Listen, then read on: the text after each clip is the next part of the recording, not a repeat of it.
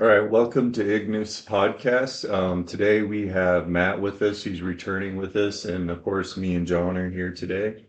And we've already been here for 15 minutes talking about Biden and Trump. But yeah, with that, we'll continue on.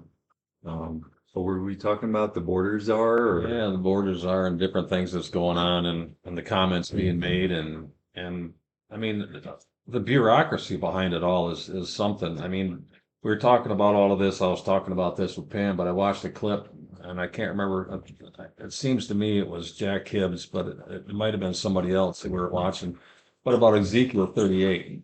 hey, All Gabriel, come right, here. come on. Gabe. And we watched, we read Ezekiel 36 through 8, 36 through 38, and it amazes me how going through that, like especially chapter 38, what we see going on in our country right now, the division, the so far one way to so far the other way, and how the left side is so against the whatever the right side's doing, and they're saying, that you should follow our ways, but if you tell us that you're not going to, we're going to hate you and be mad at you and distance ourselves from you. But yet on our side, we're saying, well, that's not right, but we're not hating on you. But yet we're being haters and we're being racist and we're being misogynistic and we're being this and we're being that because of our core values. Our core values as Christians should uphold life, should uphold the law, should uphold, the freedoms that are dear to us, not just because you want to do it, meaning that we can't do it. We all have, God give us all a free will to believe what we want to believe, um, and to have the freedom to say so and to speak our beliefs, but we should do it in truth and in love, and there is an absolute truth to everything. And the country, our country nowadays, doesn't see the absolute truth. They think that their belief, because they believe it, is true. Well, just because you believe it doesn't make it true. Try not believing in gravity and go jump off a building. You're going to find out how real gravity is. Just like the truth. And where does all the morals come from? Our moral character.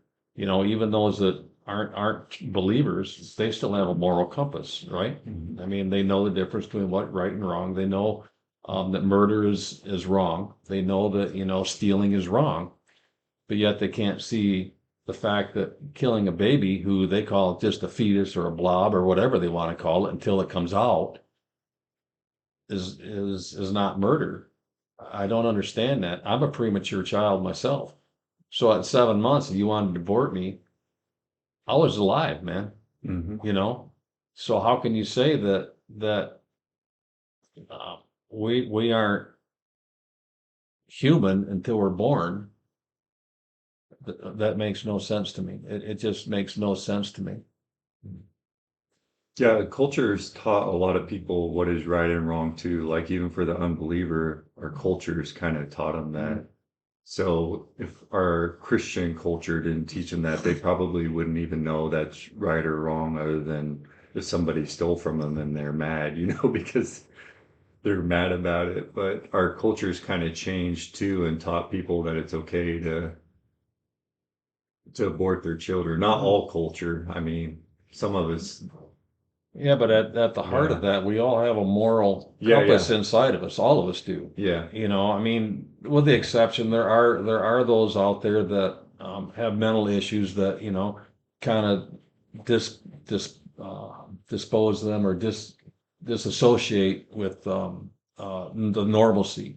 You got your psychopaths and your psychotics and different things that it's a mental issue, but that's not the norm. A normal person is born with a moral compass, a conscience, and that's God given. It's ingrained right in our system. So everybody out there knows the difference between right and wrong. And all these abortion believers, what if you got aborted? We wouldn't be here, would we? So, how can a mom say that? They got that has kids, they have other kids, and then abort another, it makes no sense. I mean, there are other options. If you don't want the child, there's a lot of people out there that can't have children that want children. And, put it up for adoption if it's that much of a big deal, or don't have sex. Yeah. I mean, there's always a slip between the cup and the lip. So you can take the pill, you can use your protection or whatever, but that doesn't guarantee that you're not going to get pregnant. Pregnancy, I believe, is a gift from God. I truly believe that. And pregnancies don't happen by chance. I mean, every child is born and brought into this country or into conception for a reason. And by aborting it, what would that child have been? What could that child have been? I mean, it could have been the next president of the United States. It could have been a leader in for humanity. I mean, there's so many different things that this child that they're aborting could have been. And who's to say that you have the right to take that opportunity away, And by also doing that, you're taking away my lineage. If my daughter were to have a grandson, that's my lineage. I mean, come on. It's selfish. It's just nothing but selfish. It's not about anything anybody else wants. It's all about their selfish desires. And it's dividing this country and it's tearing this country apart. And I just read this morning in Mark that a house divided cannot stand. It's the same with a country. If the country stays divided and we don't get healed and we don't start turning back to the Lord and repenting of our issues and get grounded back on what this country is based on. We're founded in God we trust. And if we don't do that, a house divided cannot stand. And if it continues, I don't see this country standing, as a representation of the world. They call it democracy, but we're not a democracy, we're a republic.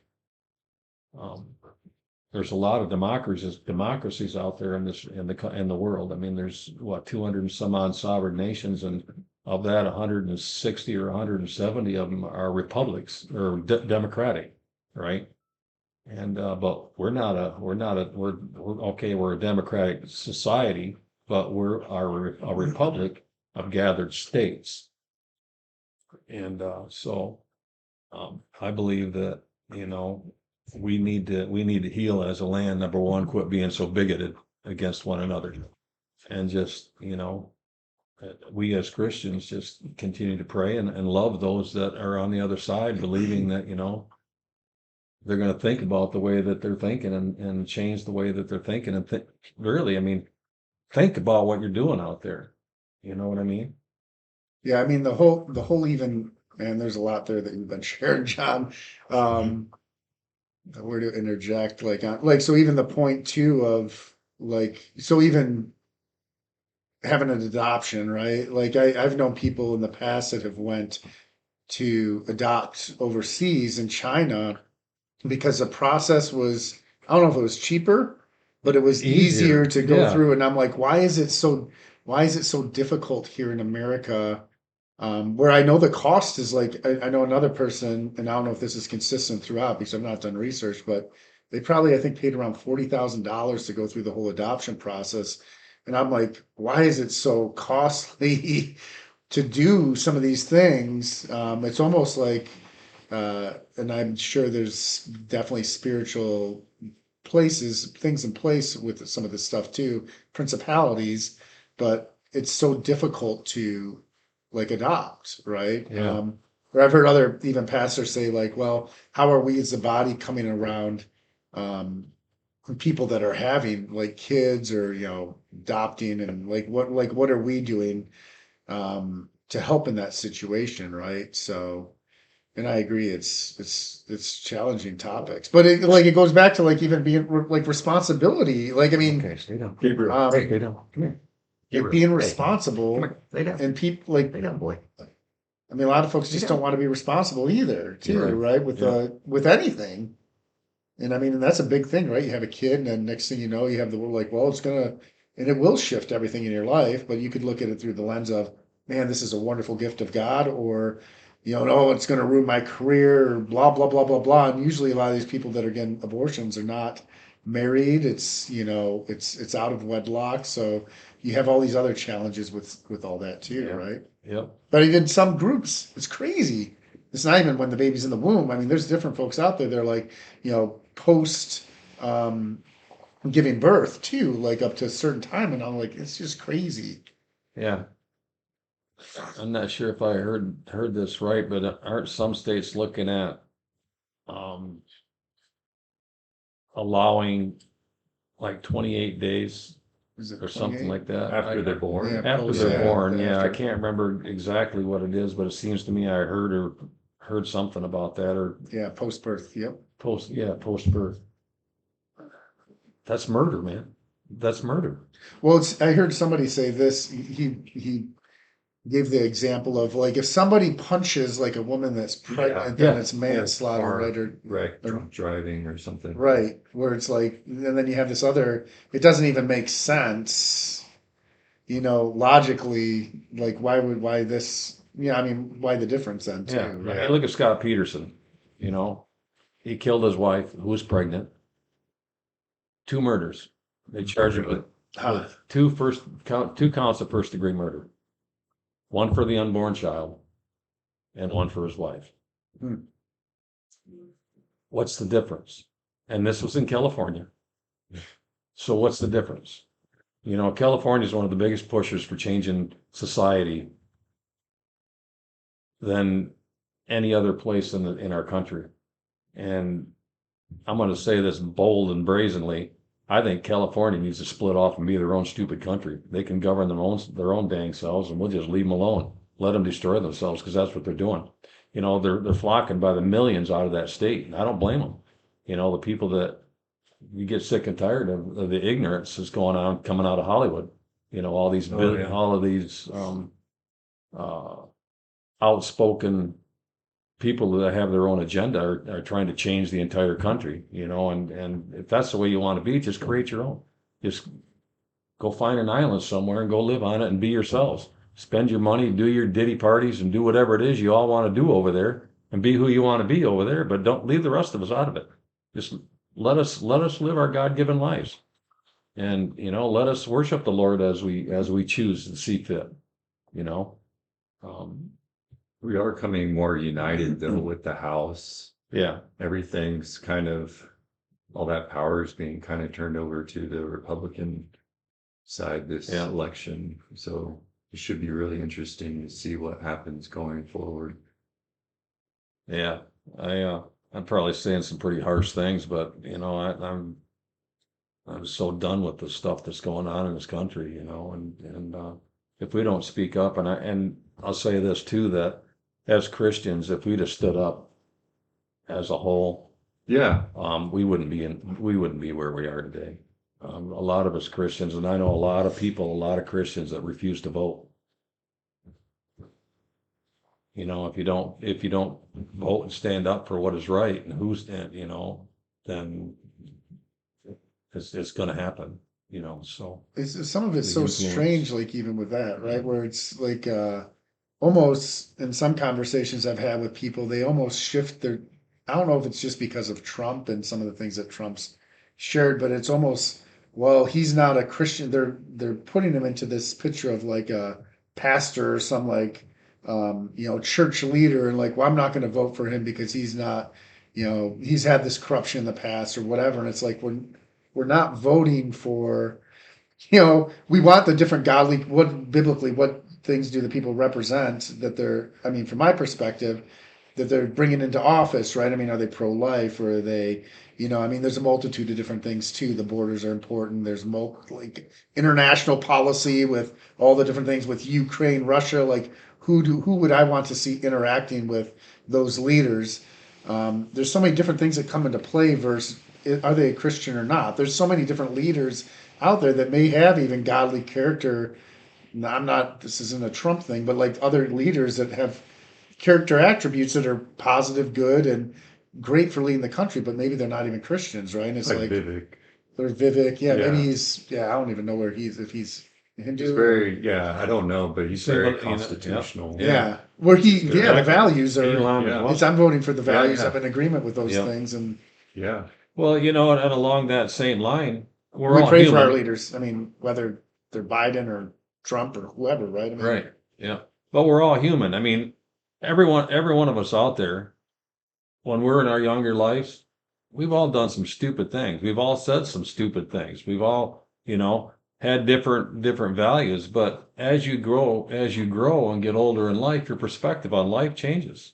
How we look at things in this decade is different than how we looked at them in the last decade of our lives. And that's the same with Trump, the same with Biden, the same with, a lot of these other leaders, the senators and different things. We've all done dumb things. In college, how many people in college have done some stupid things, the partying, the drinking, just the dumb mistakes that we make as kids. Well, then they get into public office and they get held against them because, well, you said this 15, 20, 30 years ago. Yeah. It's like, come on, guys. And it's like Jesus drawing in the sand and telling the Pharisees and the scribes and all those, he who has no sin, let him be the first to cast the stone. And what happened? They all turned away, they dropped their stones and turned away because they all got stoned. Yeah. They all got skeletons in their closet. Every one of us do. And, the thing is that I don't, I can't condemn that, but I can't condone it neither. I mean, because I've got stones in my closet. I look at my life even a few years ago, where I was, and when I was in my 20s, my gosh, man, so to hold something against them because of what they were when they were younger, we're all entitled to change, and we all have the capability of changing. But the question is, are you going to change? Are your views on life going to change? Are your attitudes and your values going to change? And I believe as you get older, like myself, my values have shifted to one way, where there's others whose values will shift to the other way. And I believe that walking with God has a lot to do with the direction that we're going to go. The older we get, the more we either accept it or the more we reject it. And that trajectory can lead to destruction or life. Yeah, I think some people are going to age like fine wine. Like Trump's getting better Yep. as his life goes on, and some people are rotting more, getting worse and worse as they get older. Yep. So yeah, you have to kind of notice that in people. Yeah. I mean, the great thing too now with after the election and now the House and Senate and all of Oh, it yeah. going into the Republican end, it's now is the opportunity for I guess I would say the party, but just okay, now let's see some change. Let's see some different Yeah. things that you've stood against or whatever. Um, let's start seeing the effects of those because it can take a long time. Yeah. I think people also get fixed too. They'll see the president and they're like, oh no, everything's gonna, and it's like, dude, like it takes, the president can't just make all these decisions. There's other people in place, as a result of the system, the way it's built, which is a good thing, that he cannot make all the decisions. He can't be a and affect dictator. all the change. Right. He can't be So a it's, dictator. some people are like, oh, the fashion, and I'm like, what do you, like, how did, it seems so unfounded to me. I guess I don't see any of the points because I'm like, even if we were to say like, we want to go do this in Iraq or whatever, like, it's not just him making the decision. It's Right. multiple people that Yeah. need to be Yeah. involved. It's, Yep. Other elected officials, right? And it's, he's gonna have to delegate a lot of that. And there's like a lot of different battlefronts, and how do you put that Yeah. in policy, and how do you change those people, and what are the repercussions if they don't obey too? There's just a lot Yeah. of work. It's going to take years for him to really Yeah. enforce all this Yeah. stuff. I heard him talking about when he first got in about getting rid of the transgender stuff in schools, and I guess basically he's attacking the CRT stuff and everything, and getting back to good education. It's going to take some time to really push that out, but you also have to kind of replace it with stuff too. Yeah. yeah. Yeah. You That's can't just, so good right there, man. Yeah. Like even repentance, right? Like it's not just Oh, you yeah. need to like replace it. Right. So Yeah. that is it's less like the huge. passage in Luke where you got this man is talking about a man, but he sweeps his house clean Oh yeah. and then leaves it empty, and the spirit goes out and can't find a place. So he comes back to the house that was swept clean and finds it empty. So he goes out and brings Yeah. back more. And Yeah. the state of that man is worse Yep. because he didn't fill it with something else, fill it with goodness and fill it with righteous, with the right living and the righteousness, and I agree with that statement 100%. We have to replace it with, get rid of that thinking and replace it with godly thinking, with um, even if people, I mean, you got your Muslims and you got your Asian beliefs, the Confucianism, Buddha, and whatever. But if you look at the Asian community, okay, as compared to all the other communities, the Asian community has the highest education level. They make more money. There's less crime. And why is that? I mean, okay, the majority of them aren't true Christians or aren't believers, but they believe in moral law. There's a morality that they carry and possess, that, what is right and what is wrong is wrong. And that should be a standard that we need to bring back into our system, and this transgender system with our kids. You're destroying our kids by allowing a 5-year-old to say that he's a boy, or she's a boy, or he's a girl. Um, Shame on the parent. Shame on the parent.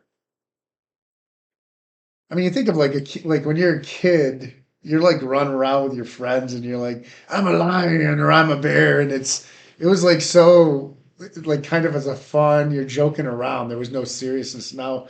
But now you have this whole angle of people that are like, oh, well, maybe you are a dog or a cat. And it's the level of absurdity is ridiculous. Yeah.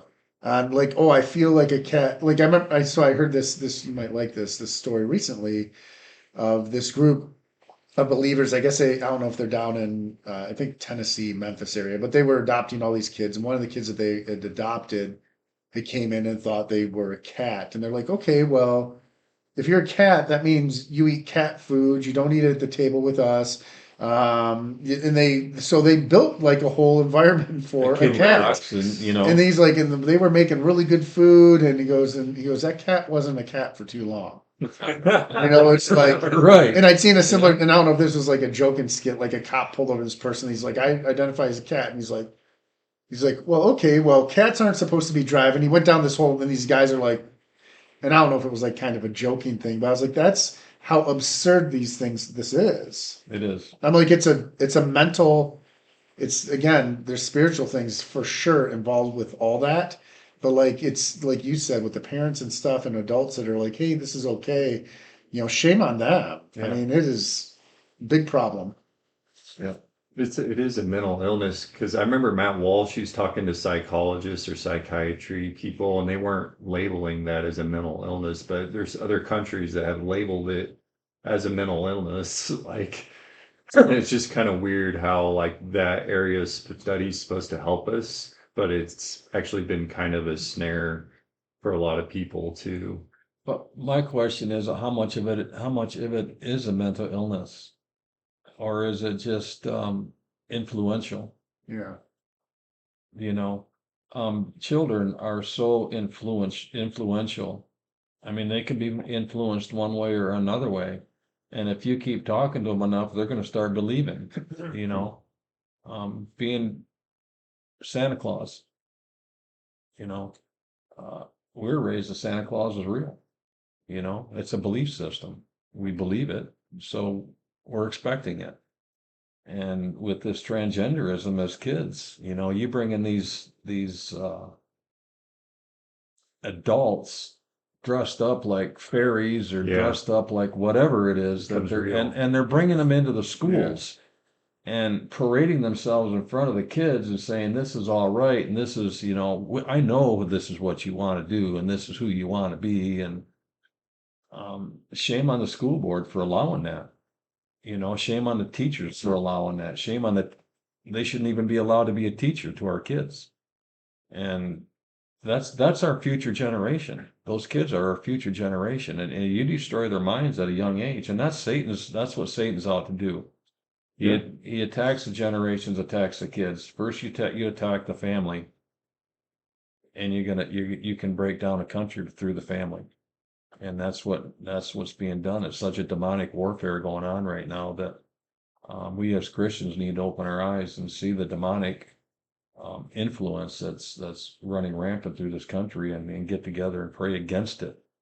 You know, They're kind of molesting the kids, their minds, the way it should be Yeah. working. Like it's a big deal, and our culture's desensitized our whole nation towards it. And I went to this church, GR Church, and they have a couple court cases here in Michigan. And I don't know if I told you guys about this, but they had some really sexually explicit material in the schools. oh Like, yeah, and he went to the boards and started reading them, and they were like, "We can't listen to this right now because it's too explicit." But he's like, "But you'll let the kids yeah, listen to yeah, this?" And yeah, like everybody's really angry about this, and like it's kind of the church's responsibility also to instruct us how to vote or what's going on, but you get shamed by other Christians about talking about politics too in church. So it's been really challenging. I feel like this time around, this election, a lot more churches have been involved in yeah, preaching against yeah. stuff. And this is the first time I've seen it growing up. I mean, maybe it's just because I'm older and I'm more in In tune to tune, that. yeah. I don't know, like, if you remember in your 40s, if churches ever talked about politics Oh or not. shoot, in the '60s, Okay. Yeah, yeah, in the '60s, yeah. politics were in the church. And this cry of separation of church and state, that's been blown so far to the left Oh, side yeah. that Yep. has nothing to do with the church talking politics. If you go through history, back in the 1700s and the 1800s, the decisions of the politics came through the church. The pastors spoke primarily on the politics, on the politicians, on the policies. That's got nothing to do with separation of church and state. The separation of church and state means the government cannot govern the church. Yes. That's what separation of state is. Yeah. Separation of church and state is. It's got nothing to do with the church preaching politics. Yeah. Yeah, the other thing is too, like back in the day, like there wasn't such diversity, such Yeah, extremes yeah, that's on, true too. right? So Yeah. like maybe you had a Republican and Democrat, They and were similar. just about all the things were the same except Yeah. taxation things or Yeah. whatever. It was like I think, and also too for people that get riled up about that whole topic, Yeah. it's like the leaders don't need to necessarily even be preaching, oh, vote this way or vote that way or do this. Like it's everybody's ultimate decision what they want to do as far as voting anyways, but like presenting the topics, it becomes pretty clear, like because some of these people hey, I'm pro this or I'm anti this. It should become pretty clear from a scriptural biblical perspective on Right. like where you should Yep. be Yep. voting. And I would think. right, and I agree with what you said too. It's the church's responsibility to let his congregation know and understand the policies and the politicians. And they can't, they're not going to tell us who to vote for. I mean that's on us. We have the right, we have the choice to choose, but to lay the policies out there Yeah. and to speak the truth and to inform. You know, if you're not informed, you have no idea. And who's going to inform you, other than your spiritual leader? And I agree. I think it's our spiritual leader who is our pastor, our lead pastor at the churches that we attend. It's As a church leader, it's part of their responsibility to make sure that their congregation understands and knows what's coming up and how to fight and stand and fight against it. Against the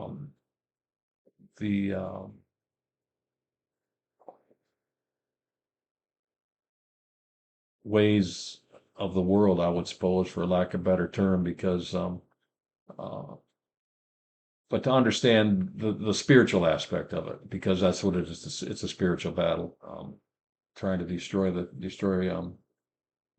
church and the families and everything else. That's the main thing of this woke agenda, is to destroy and demasculate a man.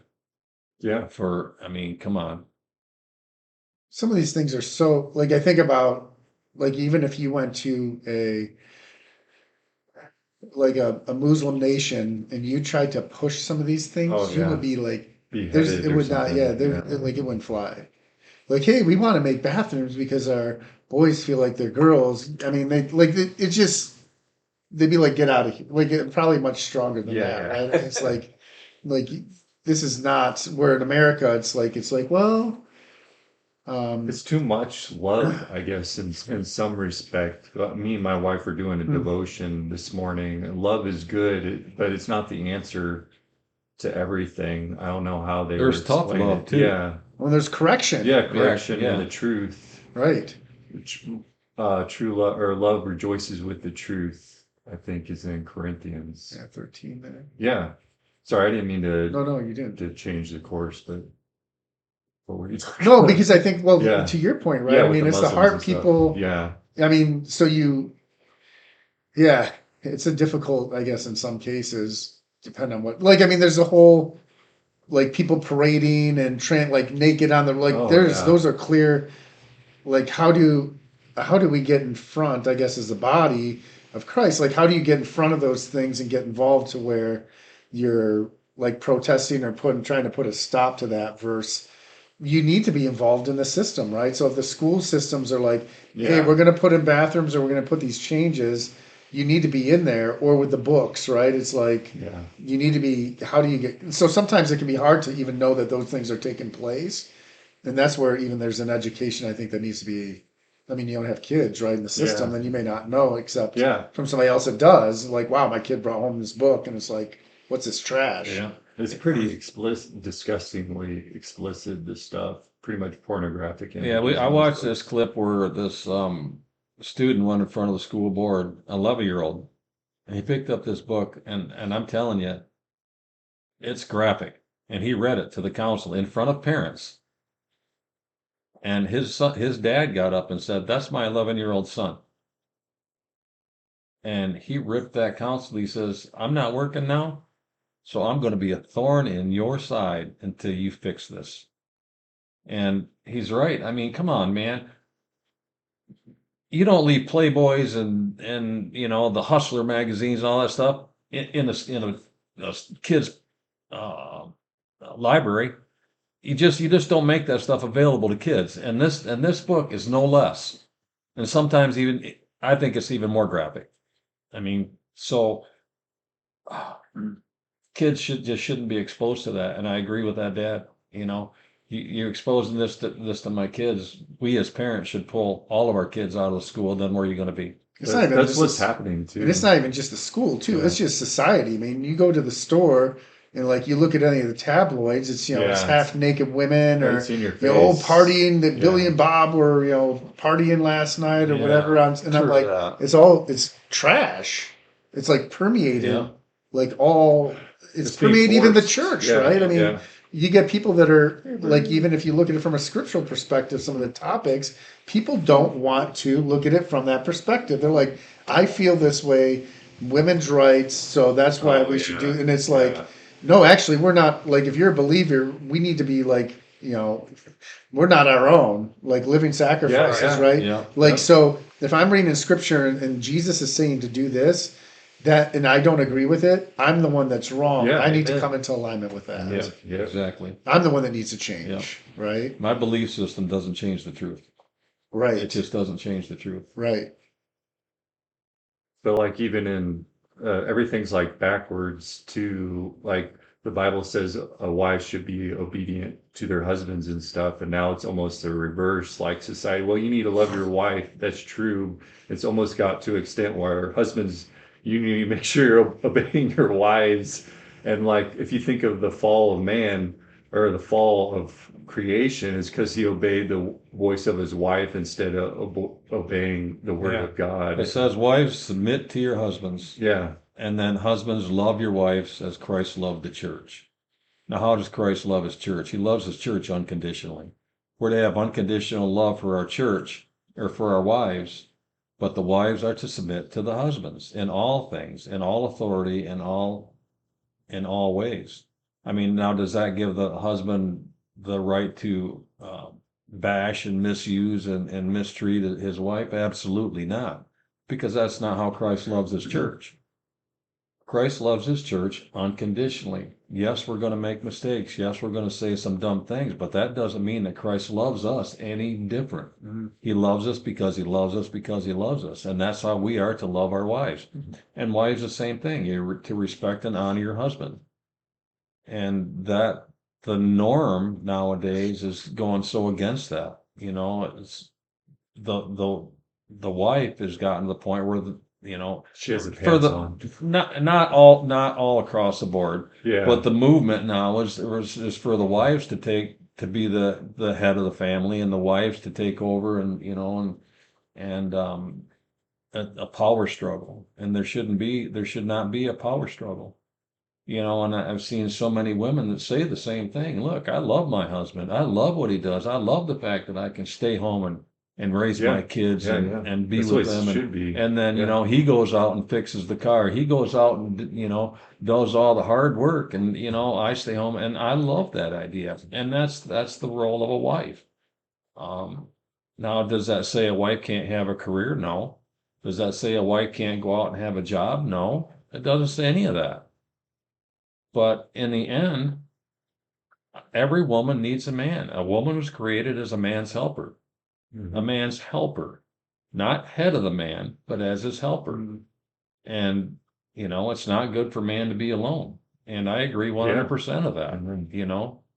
But so, we have no future as a nation if we don't have mothers either. right, Yeah. And right. so many women, and I guess it goes both ways because, like, for every evil in this direction, there's someone also trying to overcome evil with evil. Yeah, So women are trying to fulfill the responsibility of men, and especially since the 70s and the feminism really started, yeah. and being the head of the household, and men are now trying to go on women's roles too, and everything's just in total chaos and confusion. Yeah, what's right is wrong, and what's wrong is right. Yeah. And also Trump's trying, one of his campaigns was to get men out of women's sports, which is a Absolutely. wonderful idea. It's But on the contrary, women have invading men's roles too, Yeah. and trying to replace them. So there's like that part of the men's sports is a counteract to what women have been doing to men for the past, I guess, century yeah. ish.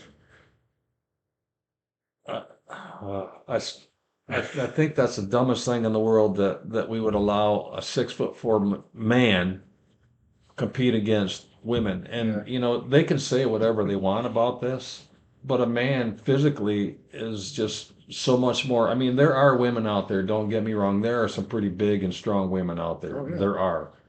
But as a whole, a man is created different. A man's body, his physique, his muscular density, Yeah, and yeah. everything about it Yep. is so much different. He's going to So- progress easier than a woman Oh, yeah. in a lot of areas. and there's no way that a woman can compete against that. Well, she's supposed to bear children. She's got all these other faculties Yeah. that, in respect to man, disadvantage her. And that's a good thing in some respect. That's the way God created Yeah, her, you know? Yeah. Hey, Gabe, come here. Hey. Yeah, some of that is just absolutely absurd as well, right? I mean, it's like if you had like a marathon race and you have men and women, you have different categories, but if a woman wins a race, there's obviously some women that are very gifted Very and very, gifted, I mean, yeah. I mean, heck, I could go out and run a race with half these like like I'm not going to win any of What's races. that? They're amazing, but like the whole boxing thing in the Olympics, I was like, are you like, how is this possible? Or like, of course, the swimming thing with Yeah. it's like, Yeah. so, like, I don't even know if the guys in some of these cases are actually getting a sex change as much as they're just saying, "Oh, I'm a woman now," and they're like, "Okay, well, we want to honor that you're a woman, so you can go compete again." So it's very, I mean, obviously they're at a great advantage Well, with testosterone, like weightlifting. I mean, come on, But it's now women are taking steroids and all these other hormones, and they're becoming a man, essentially. growing hair, facial Yeah. hair, and So they've everything else, abandoned so- their role as a Yeah. woman because they're trying to be masculine, and that's not really their role. But the ramifications of that, the health Oh, yeah. aspect of it, that can be. Yeah, I it mean, can if be you're reversed injecting someday. stuff into your body that ain't supposed to be there in the first place, there's going to be some health ramifications to it. There's going to be some side effects. There's going to be some things that are going to go on that they're going to regret well, I'll do it now because it's going to make me happy and feel good now. But what's the 10 years down the road, 15 years down the road? What are the effects of that? Like,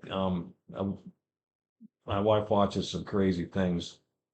These people who put these injections in their face, these plumping All up the their, Botox. not the Botox, it's the fillers that they put in their face. Okay. And the adverse effects of this, it doesn't stay.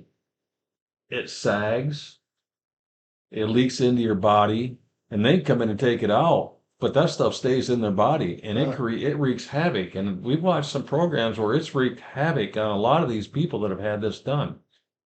I see no difference in that as a man putting woman hormones into his body, or a woman putting steroids and the testosterone into their body.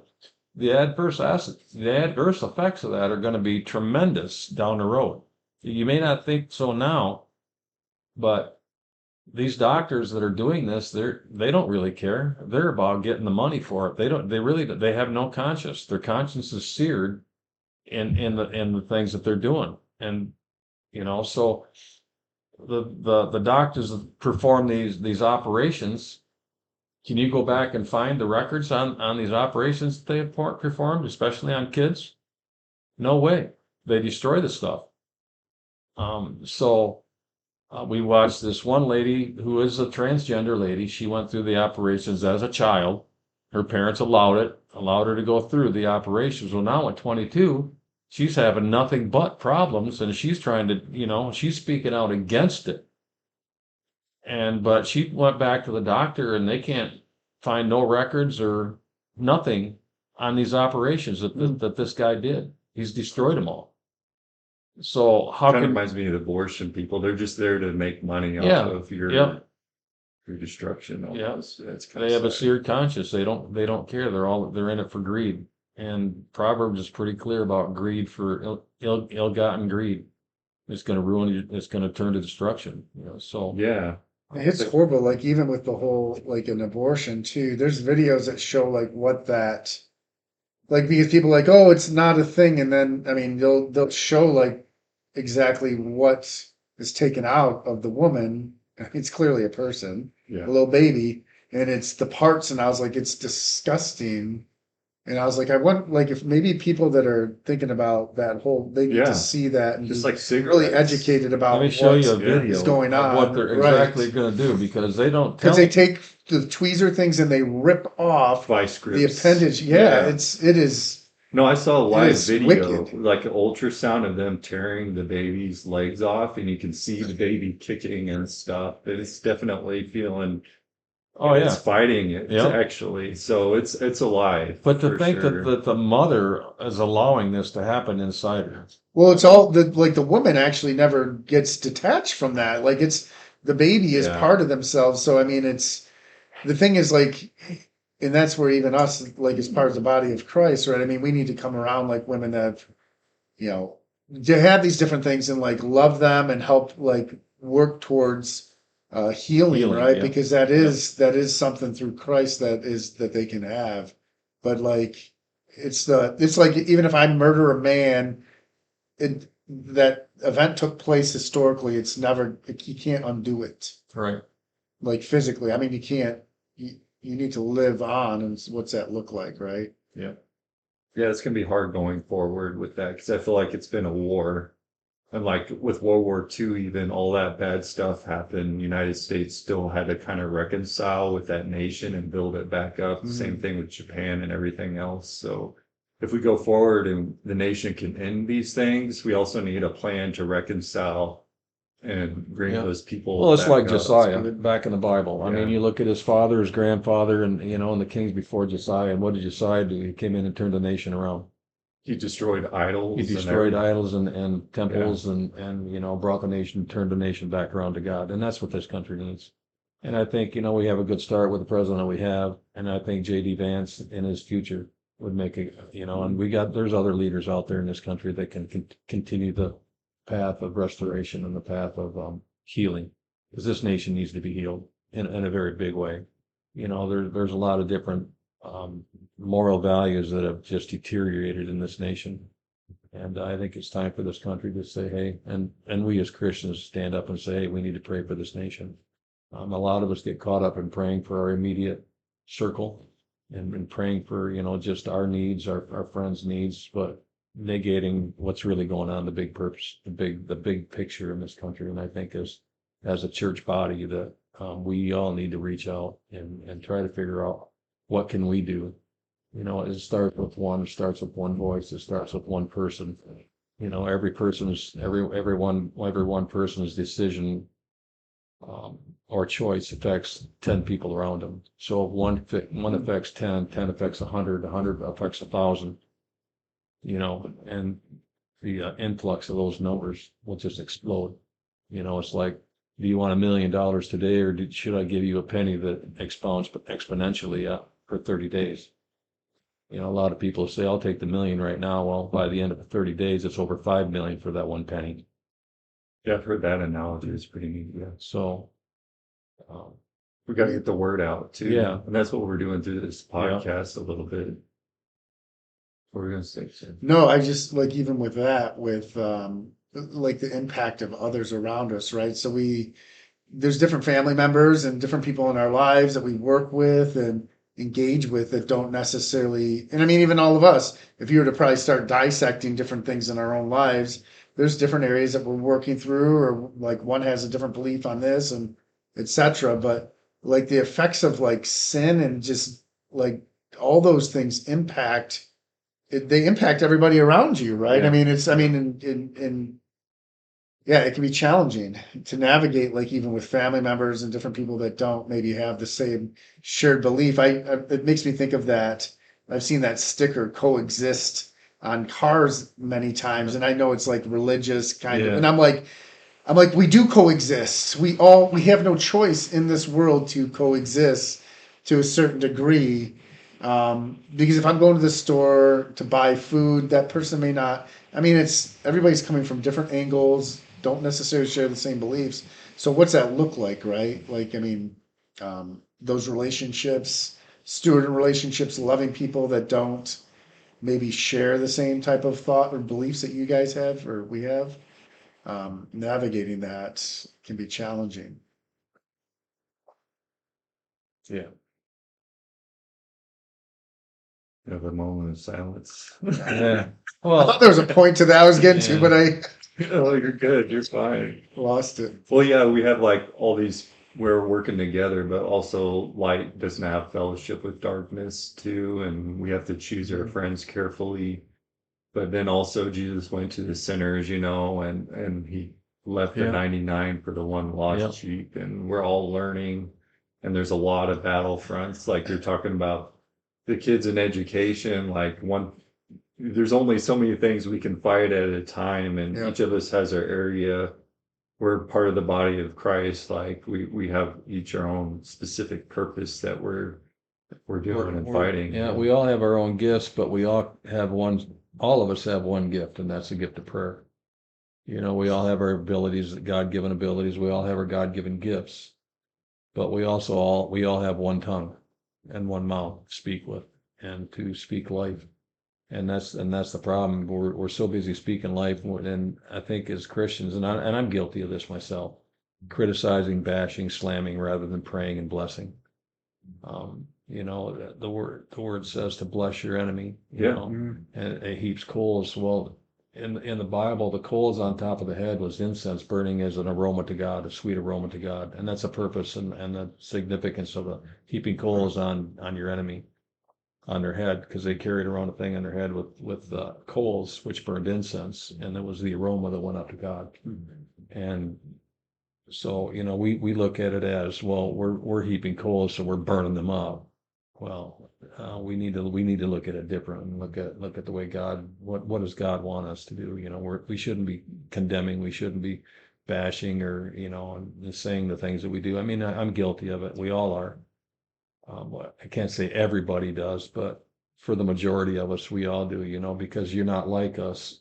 You're just wrong. You're dead wrong. You're an idiot, and your beliefs are stupid. some of the things that we say on a daily basis to one another, we should be blessing them and lifting him up and speaking the truth in love, rather than cutting them down and tearing them down and telling them how dumb they are for their stupid ideas. And so that's the start of healing, I think. Yeah, I was listening to a video yesterday about a homosexual who had died and he was in a relationship and all that stuff, but he said he met Jesus and stuff, and just his testimony about coming to Jesus and leaving that lifestyle was pretty amazing to hear. But it just sounds like somebody struggling with pornography too. He said like when he met Jesus and he saw hell and stuff, and he wasn't necessarily responsible for some of those feelings, but he's more responsible for acting on those. And just from him getting out of there, like even if that was a lie, getting out of that world, like he said he had to get the strength of God to leave that area because his identity was in that sexual immorality, and he had to leave that, and he knew he couldn't do it on his own because the flesh is so strong and you can't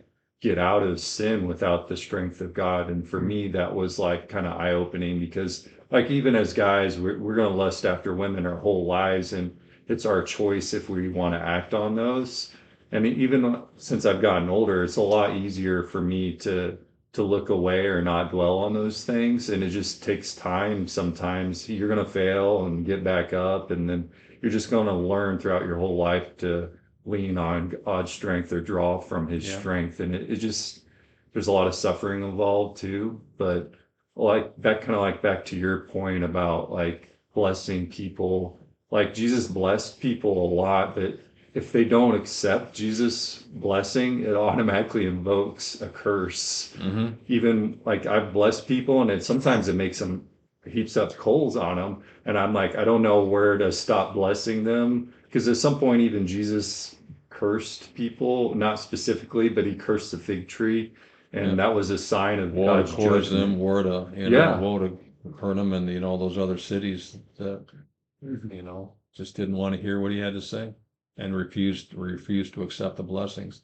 A lot of people think curses are, you're damned, you're this and that. Well, curses is a lack of blessings as well. I mean, that's just the opposite of blessing. You're missing out on God's blessing. You're missing a curse. Yeah. I mean, like if you think about Moses and stuff in the wilderness, and there's a lot of ways we could apply that to our lives today, and it's complicated. I mean, a lot of what you're saying made me think of like even the book of James, where he talks about like just even, I mean, and the scriptures talk about taking our thoughts captive, right? Yeah. So that's the thing. There's darts of the enemy. There could be a thought coming in to your mind, and you can take it captive and like to obedience of Christ, present it to Him, and turn your thoughts to something else. Or you could take that captive, meditate on it, and then next thing you know, you're conceiving all these things in your heart, and next thing you know, you're taking action to do that thing, like whether it's pornography, maybe it's adultery, or like whatever it is, sin that you're engaging with. But it all starts, well, it starts here, right? It's an internal thing, and then you're doing it, actually doing the acts, right? So it's just fascinating to think, like, even people like with gay lifestyles, it's maybe people getting taught early age, or like these young kids, they have these systems that they're trying to groom them. And if you can get their thinking skewed in the beginning, that steers the whole course of their life. So it's like, it can be more difficult to overcome, right? I mean, especially if it's rooted when they're very, very young. Yeah, I think at the Return and Awakening, we watched a video, I can't remember, about, I'm trying to remember the name of the video. Like, you guys remember the video about like how a guy was caught in sexual immorality, and there's a couple guys on There there. were several of them in there. Yeah. So, just you can get lost in that, and I agree with what you're saying too. It's a choice, we have to make a choice, and with every choice comes a consequence. What kind of consequence do you want? Do you want something good to come out of it, or do you want something negative to come out of it? Because if you make a bad choice, you're going to have a negative consequence. You make a good choice, there's going to be a positive consequence out of it. So, the older you get, the more you realize that. as young people, there are some young kids out there that understand it, but I think maturity, through maturity and through experience and understanding, you realize and understand the choices that you make and the consequences that come with it. And through all of that, your perspective on life will change. And for me, going from where I was 4 years ago to where I am today, um, has been such an immense change in my views of life. I mean, my core values really haven't changed, but how I look at things and the decisions I make today, um, have changed drastically, understanding the ramifications. But through all of that, I've come to an understanding of God's grace and what His grace is really about. And for me to have been given that kind of grace and shown that kind of mercy, and with that kind of love, it has been, um, life-giving. But the understanding that I have, that love and that grace and that mercy, I am to traject and represent that same grace, that same mercy, that same love to those around me that have walked where I walked. I mean, I've done so many different things and gone through so many different avenues of life. If I wouldn't have gone through that and experienced all of that stuff that I had to go through, that I put myself through a good portion of it, because of my choices and my decisions. But if I wouldn't have gone through all of that, I wouldn't have the understanding of God's grace that I have today. And, so, and that's what it's all about. It's understanding God's grace and His love for us. He loves all of us. I don't care who you are out there. God loves you, period. He loves you because He loves you because He loves you. And that's just the way He is. And nothing you can do is going to change that or take it away from you. It's just accepting it and believing it and knowing it, because He's there waiting for you out there. He really is. He loves you more than you have any idea.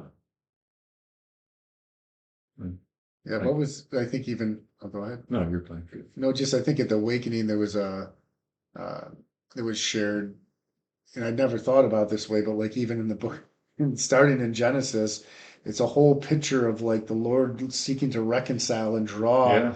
people back to Him, right? I mean, even if you look at Moses and the Lord initially said, "I want to have a relationship with each of you," and they were like, "Woe is me!" Like the fear of the Lord, and serious, they're like, "You, Moses, be our spokesperson." So it's, I mean, the result of choices, like the Israelites then, but even today, right? Like as people have, like you said, choices in their life, whether I want to accept and reject, but even God, He's like, He's His desire talks in scriptures that none should That perish. none should perish. Zero, Yeah. none. And He pours out His blessings upon all, right? I mean, that's the only thing He knows how to even do. It's His goodness, right? It's like, I almost think sometimes in this world, like we're in a purgatory kind of Yeah. stage, I really, agree. Yeah. of like light darkness, right? It's a battle. And ultimately, I mean, we live forever, Yeah. and it's, where are you going? What are you serving? What are you doing now? That'll steer the course of your life for eternity, right? Your eternal life. Yeah, how can we like better love? I mean, and that's a big, learning to love, better love people around us, regardless of whether they share in our beliefs. But like, man, there is hope for you Yeah. guys, Yeah, right? especially when you've lived a selfish life. I mean, like I've shared with you guys before, me and my sandbox. This is my sandbox. Stay the heck out of it. And that means you too, Lord. You stay out of my sandbox. This is my box, my life. I'll crap in the corners if I want to crap in it or not, but that's on me. And that's a selfish way of looking at it. I mean, it's just such a selfish way of looking at it. We all need people. We need people in our lives. We need direction. We need correction. Yeah. If we're doing something stupid, we need to have a brother or a sister come up and say, "You're being dumb," and guide us back to the truth and guide us to say, "Hey, what," or even to ask, "Hey, what's going on? Can I pray for you? Is there something I can do for you?" Something. We need somebody, because we isolate ourselves, which I did for years. Isolated myself. I got this. This is my life. I can do this. And what did it lead to? A whole lot of extra pain that I didn't need to go through. But Is it like the Lord's like, your sandbox is a mess, John. I really want to I know, come in there and I've got clean it the, up. I've got the There's scoop to clean there's it stuff out. you're missing.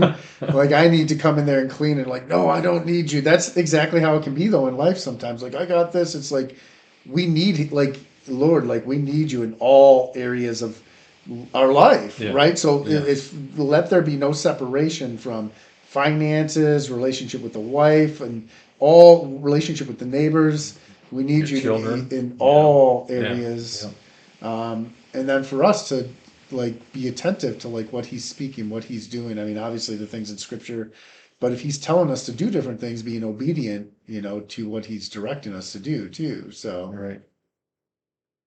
And that's a key thing too, is being obedient. We have to pay attention.